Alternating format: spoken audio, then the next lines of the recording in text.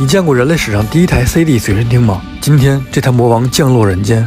这是索尼在1984年11月1日发布的全球第一台 CD 随身听 D50。从此，人类走上了便携数字音频的时代。之所以称它为魔王，因为它几乎继承了 CDP-101的全部功能，这更是人类第一次享受无损数字音乐。顶级的声音通透感、音响度、节像度，堪比现在的 HiFi 播放器。就算在40年后的今天，发烧友们见到它依然会顶礼膜拜。不仅是因为它开创了一个时代，因为它真真切切的可以秒杀各种自称无损播放器的朋友们。有人说拿着金砖播放器走在马路上可以提高你的回头率，那这台 D50 放在家中便是你身份的象征。今天我们用6节电池来感受一下它的魅力。先把电池按正负极填装好，然后把电池盒压紧复位到电池仓内，最后安装 CD， 一起享受音乐。